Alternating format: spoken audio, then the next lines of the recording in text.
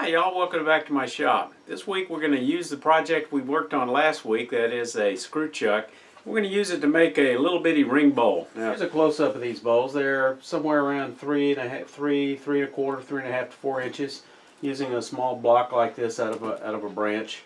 You can make them flat and shallow. You can make them a little deeper. You can put a foot on them. You can leave them flat. So let's get started. Make a little small, tiny little bowl for ladies to put in their ring or their earrings at night, or where they wash their hands. I don't spend a lot of time with these. They turn fast and easy. They seem to be very popular because I made I think 10 or so for a charity auction my club got, charity sale my club got involved in, and I think 9 out of the 10 sold. This is a great project because it uses only a small piece of wood. You can use a branch. I'll show you how to cut it in just a moment, but it's a great little practice piece because you can make a lot of these as you're honing, and if they don't turn out well, you can throw them away, make designer firewood, and you haven't lost a whole lot, but you've gained some experience, and that's what wood turning is all about, is having fun and making chips fly. Okay, we're going to start with a piece of 3.5-inch Bradford pear. You notice the pith is just a bit off center, so I've gone ahead and marked the pith and marked it a little bit. If we went for the widest direction, we'd have an unbalanced bowl, and it might shrink a little differently. So we're going to go with this half and this half. First thing we're going to do, I measured off 3.5 inches. We're going to trim it on a bandsaw. Next, to be able to safely secure this, we're going to put it in a hand clamp, just to prevent any possibility of it flipping over on us.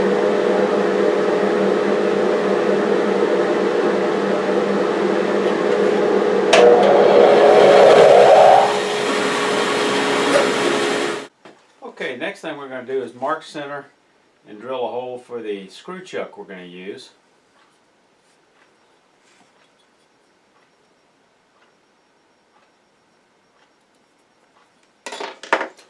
And if you noticed, I marked a little piece of, put a little piece of painter's tape on there to keep that from drilling more than 3/4 of an inch. Make sure I got that dead center. And hold it about perpendicular.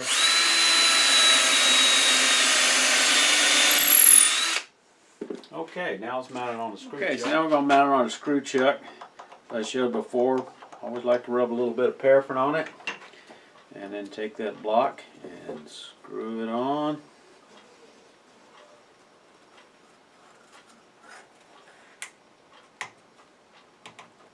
Nice and tight. Okay. Always use tailstock support whenever possible, because I'm a belts and suspenders kind of guy. So let's just hold that up there a little bit. Move this in. All right, before we get started, let me show you. I'm going to be using a half inch. Let me open up my shield here. A 1/2 inch bowl gouge with a kind of a V flute. This gives you some idea what the grind looks like. So let's go.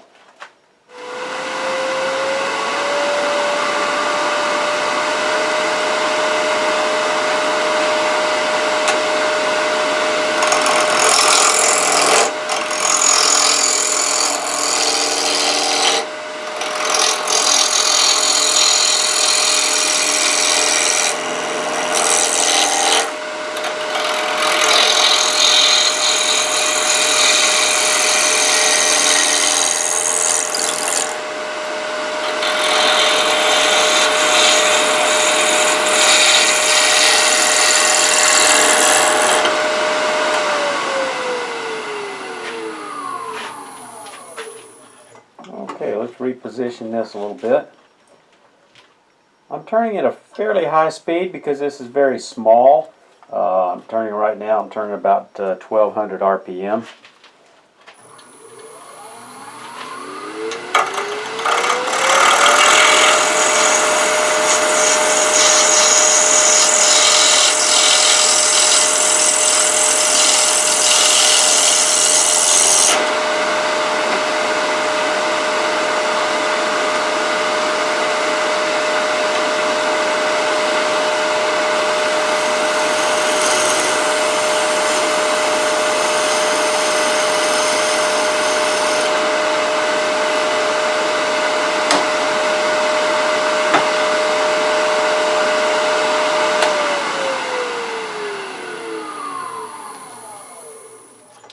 My lathe has two belt adjustments, a low and a high for bowl. I'm going to change the belt adjustment on this so the motor won't rev up quite so high. I'll lose a little torque, but for a bowl this size I'm not worried about the torque, but the motor will run a little quieter by doing it this way. And now we're going to flatten off the bottom.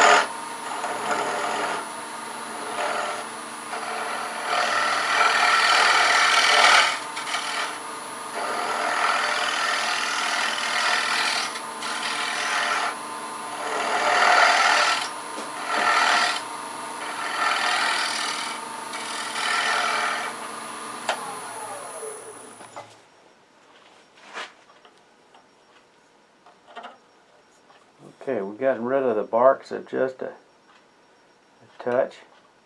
Almost flat, a little bit more in the absolute dead center.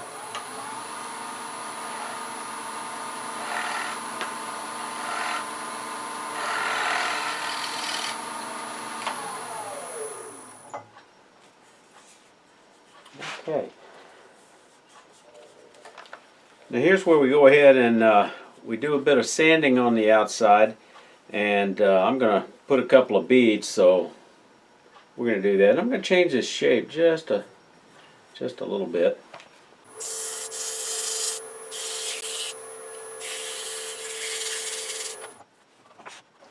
Now I got to figure out what kind of embellishment do I want to put on the outside. It's a small bowl, and I want to make this fairly fast and easy, so I think what I'm going to do is just put a little band, a little texturing band around the middle. So let's give that a try. I'm going to use this Wagner knurling tool. Back it off. Okay, just put a band right there. I'm going to slow it down to about 700. And we really got to hold it in contact for a while. Lift the handle, engage, and just hold it steady.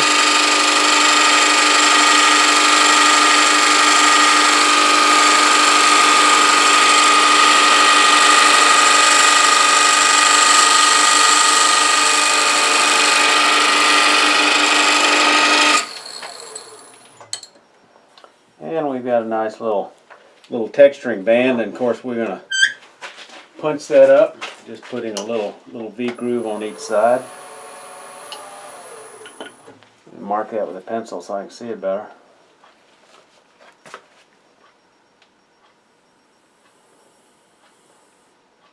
And this point tool will get rid of that pencil mark.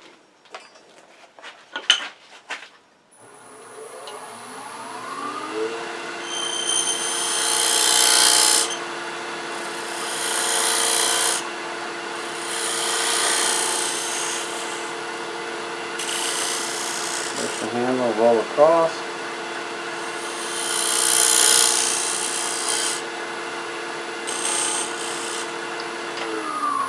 I like to try to balance my design with a bead on each end, and that just gives us a little bit of a feature here. And now I'm going to come in and just shape this foot a little bit.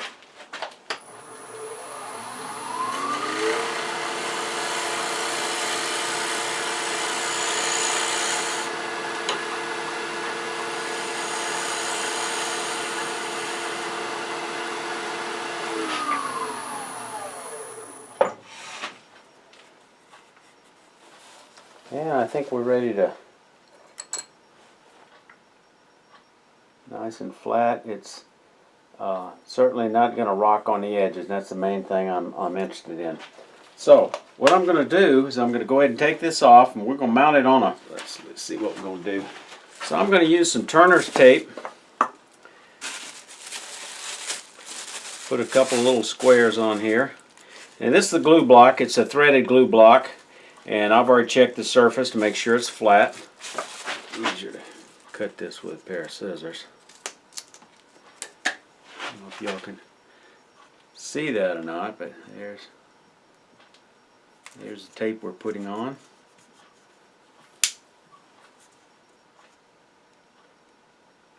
This is the biggest challenge with this tape, is getting the backing off. Like I say, be careful with the tape you use. I'd only use real turner's tape because it's a cloth tape. It's very, very strong once you put it under pressure and leave it for a few minutes. There we go. Okay, I think before I put this on for fasten the glue block, I'm going to just put a little V-grooves here just for a decorative effect, because this will be the last opportunity I have to work on the bottom. And I'm just going to put some small ones. I don't think it's going to have any impact whatsoever on the holding. I'm going to put them right here.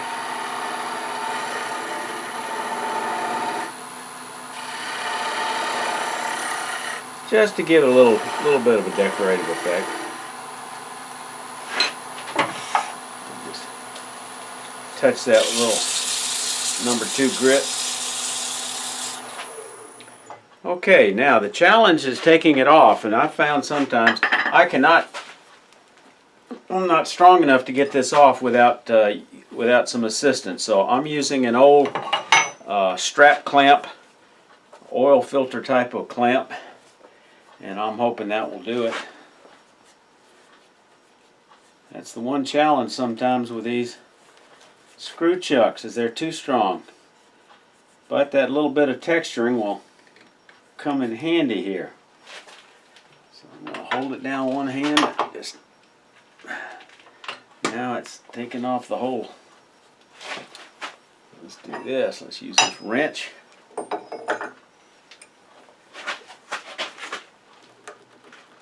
There we go. Once you break it free of that surface tension, it'll come off without too much trouble.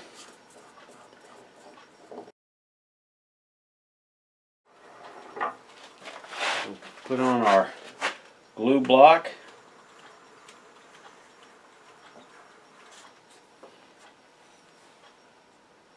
Lay this tape back down. All right. And we'll use this to center it. This will work better than my other solution. And I just want to make sure that it doesn't have a gap anywhere. Okay, crank this down, tighten this up. Now we'll wait 10 minutes. Okay, here we go. We're going to get ready. Turn this up to pretty good speed, and I'll go over speed here with you in just a minute. Before I remove the tailstock support, I'm just going to knock the edges off the corner.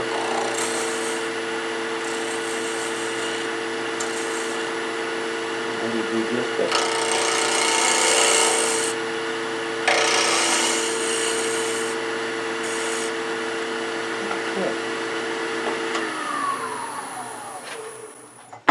Go ahead and remove the tailstock support.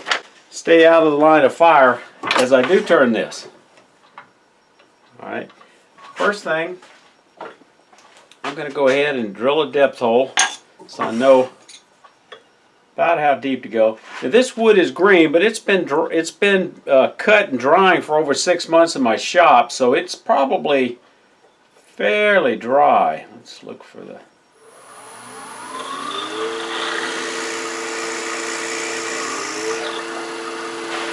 I'm turning in at about 1700.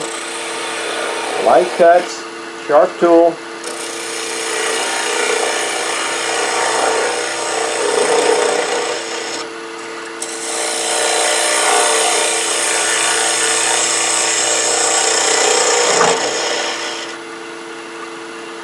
Now here's the bevel. Bevel, we're going to enter it in 90 degrees to the face of the wood.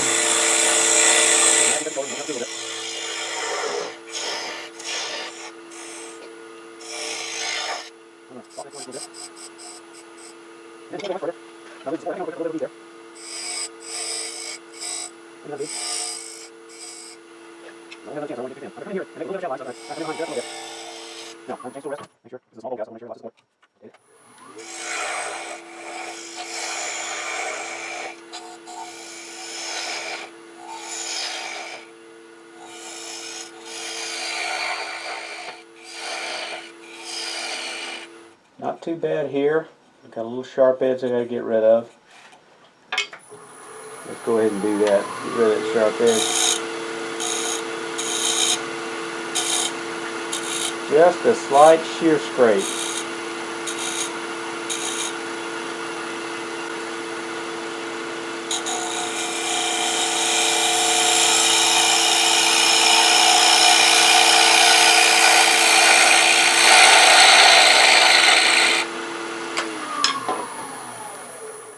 Let me just make a safety comment here.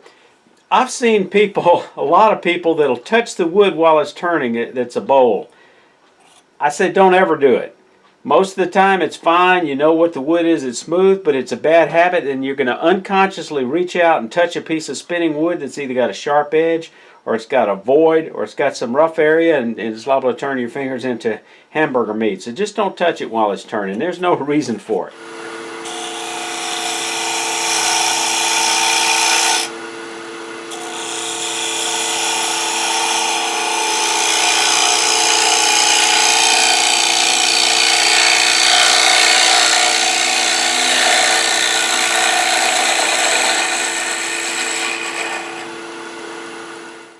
Okay, this is feeling good.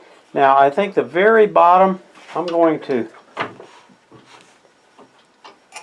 do a smoothing cut. There's a little minor ripple or two with a scraper. I'm going to use a small round 1/2 inch scraper and just do a little bit of cleanup at the bottom.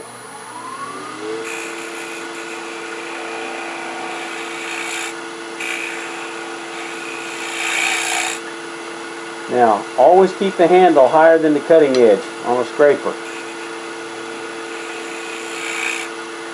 I have to raise this just a hair.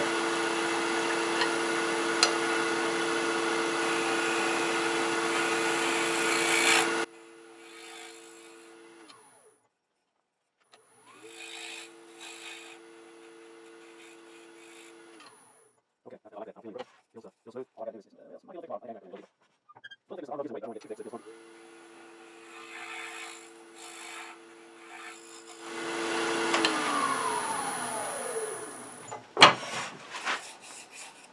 And that's ready for sanding and removal.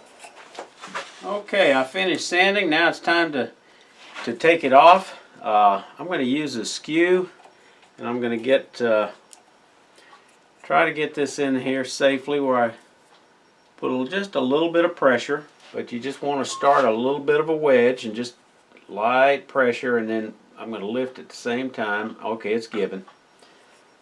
So just pull a little bit and let it give way. And you can see what a strong hole that was.